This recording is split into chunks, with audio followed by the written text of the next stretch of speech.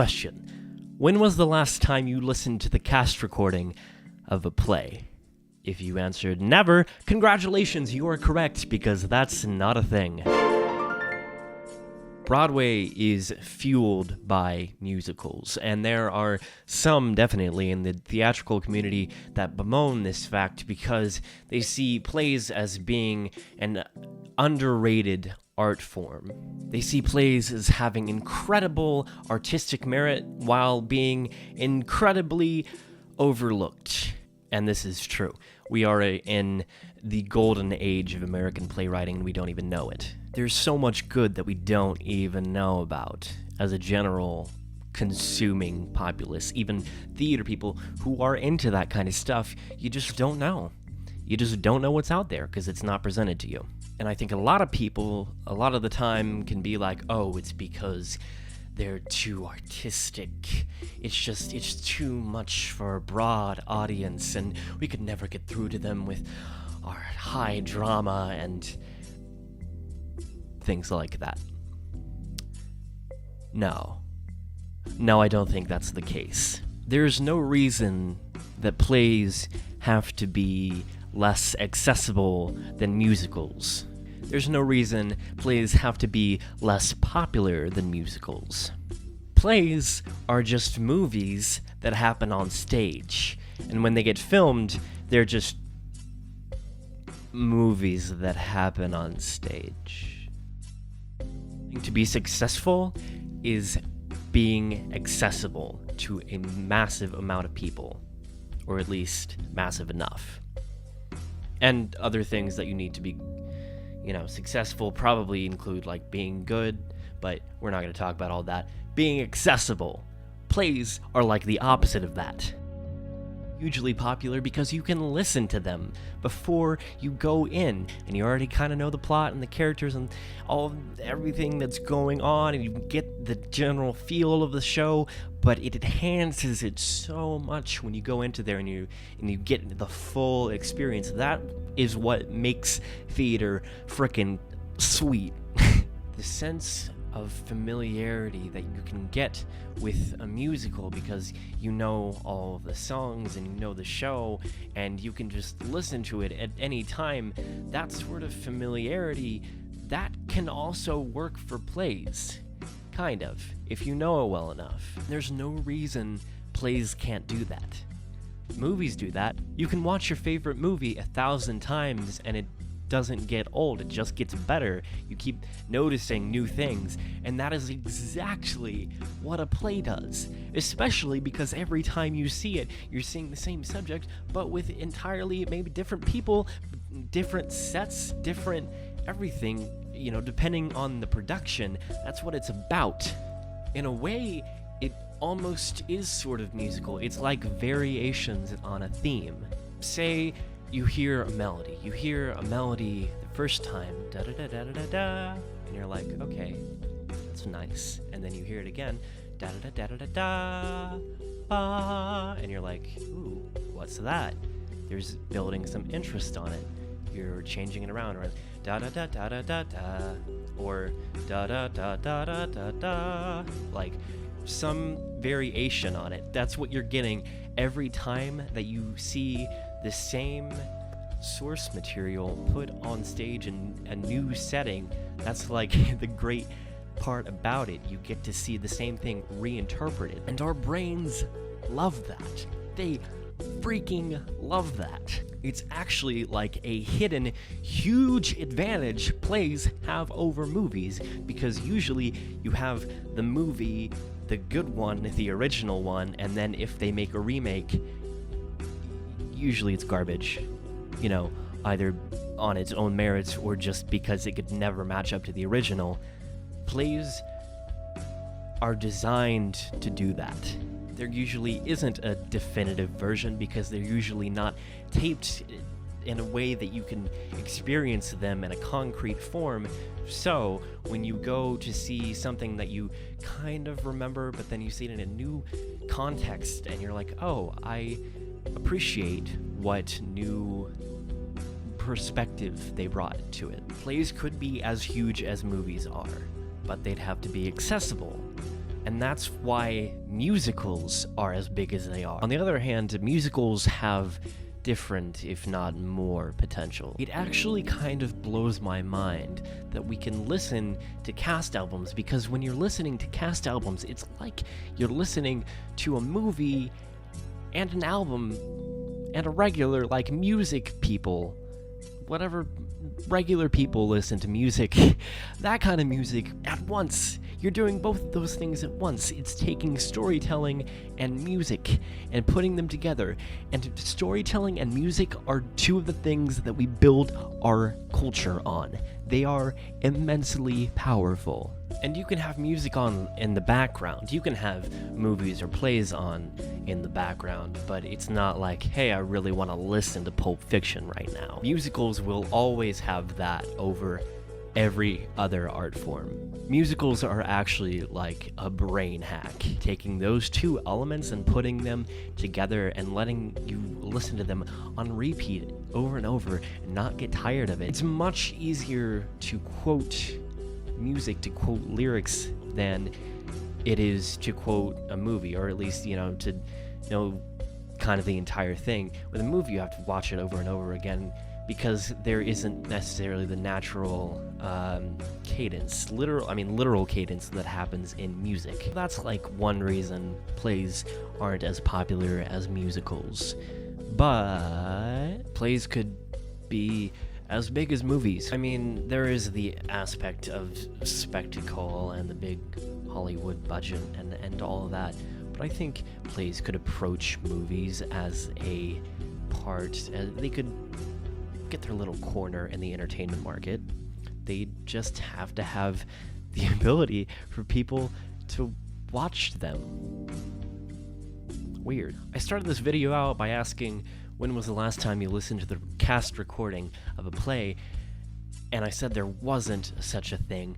That's not entirely true. There are plays that have been recorded like audio drama style.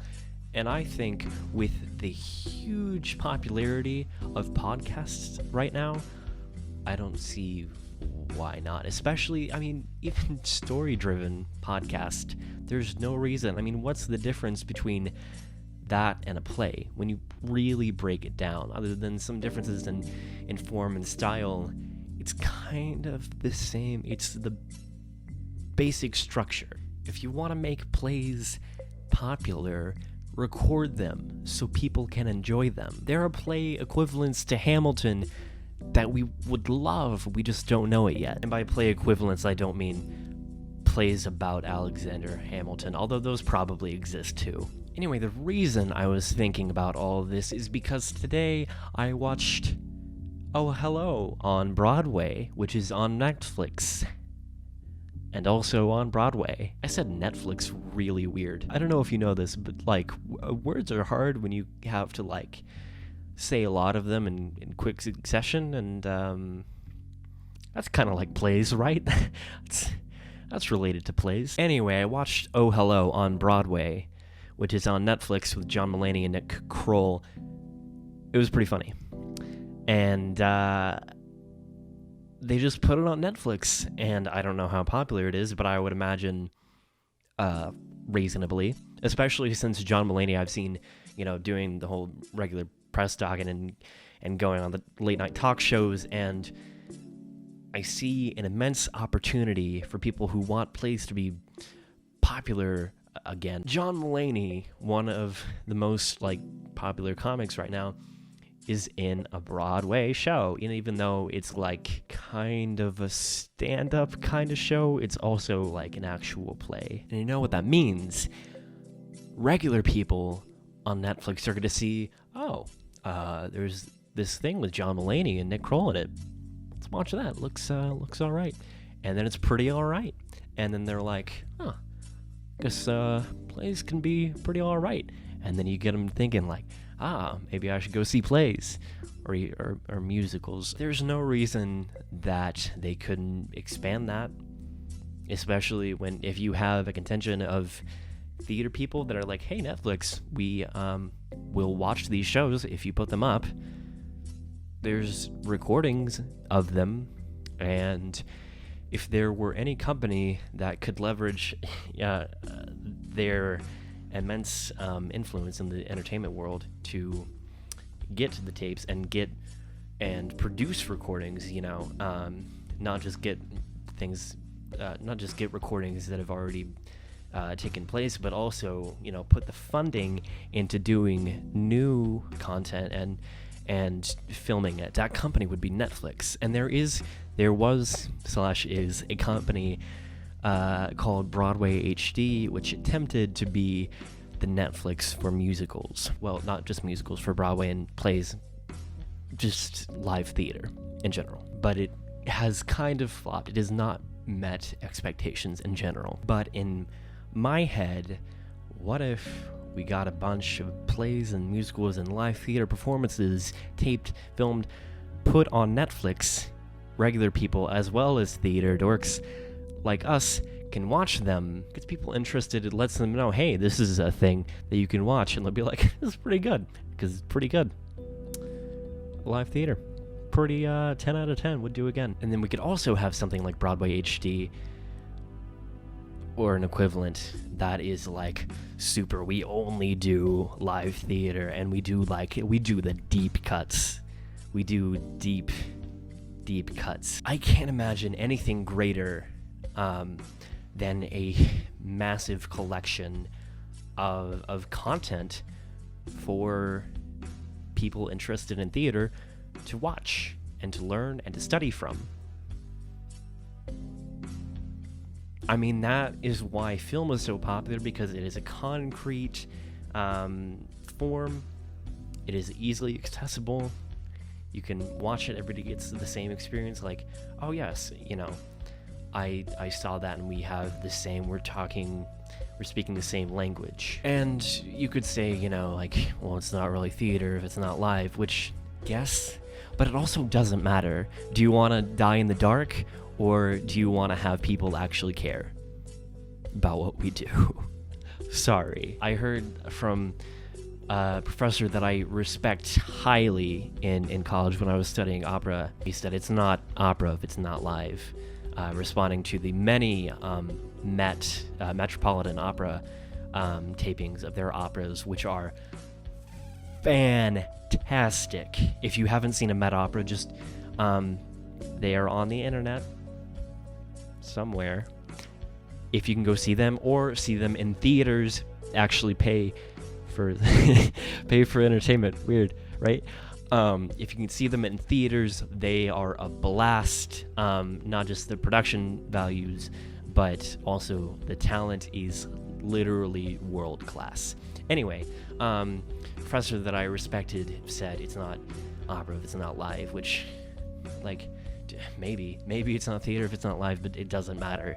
It doesn't matter. If you want to survive in the 21st century and onward, you need to be accessible to people. The more content that you have available for them to watch and to experience, to relate to, etc., the better, the more popular it's gonna be. That seems so simple, and yet it would add more onto the budget to film them, but I'm sure the returns would be exponential. So this was kind of it was like half and half, like why are musicals more popular than plays, and like how we can make live theater more popular in general. Leave my hair like this. It's everywhere. Anyway, if you like this video, comment, like, subscribe, or don't do any of those things. Do whatever you want. It's your life. I'm not gonna tell you what to do unless you want me to tell you what to do. That's weird. Don't do that. Anyway, bye. Why can't I just end this normally? Why can't I just be like, all right, guys, hope you liked the video. Do like, subscribe, and share, comment, tweet, Facebook, Instagram, bomb it.